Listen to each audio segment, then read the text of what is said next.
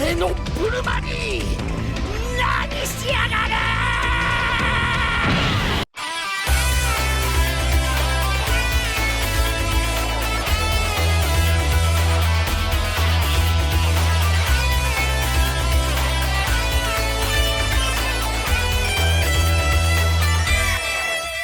Hey everyone, this is Game Collaborate here to bring you the anime review of Dragon Ball Super episode 19. Well, first of all, apologies for posting this video kind of late. When I finished my One Piece review video, I had some time and I decided to upgrade my Windows 10, which really wasn't the best choice because it pretty much crashed my whole computer, so I had to clean install my whole program and all that. So it took me some time, but thankfully I have a huge Dropbox account. I have literally everything in it, like 300 gigabytes, so it's all cool. I'm back to make some awesome videos for you guys, so let's get this started.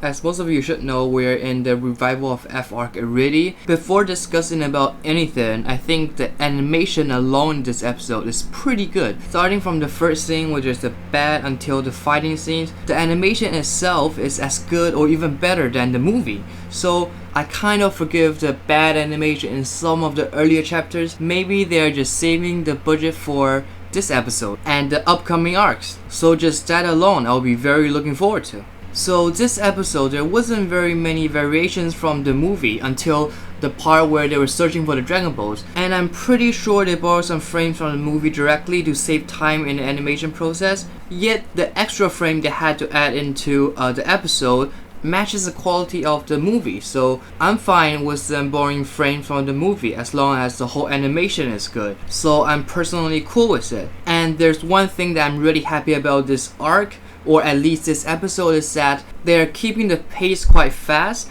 I think they know that most of us have watched the movie already and we don't want to spend another 20 episodes watching this arc. So comparing to the first Battle of God arc, I think the pace is much more desirable because, come on, I think they know that at this point we're just all looking forward to the God of Destruction tournament against Universe 6. But they didn't miss out the best part we loved about the Resurrection of F movie. For example, Frieza being trapped in the cocoon with all these angels dancing around him and he's just like, get away from me! Because somehow that is a kind of torture for him. And definitely the scene where Piccolo is taking care of Gohan's son.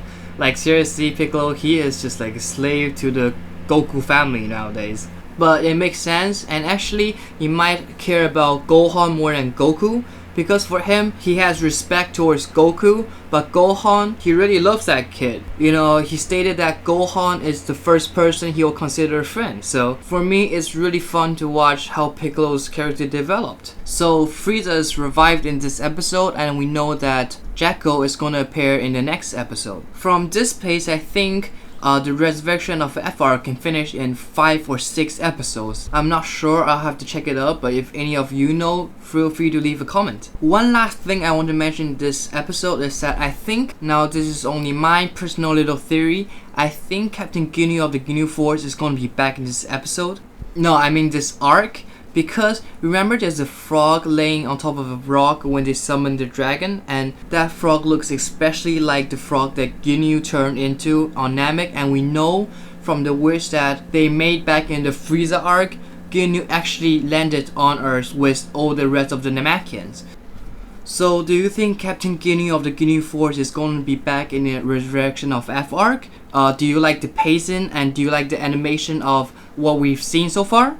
And how many episodes do you guys think that the Resurrection of F arc is gonna last? Please leave a comment, like my video, and subscribe my channel. This is all I have for you today. This is Game Collaborate. Peace out.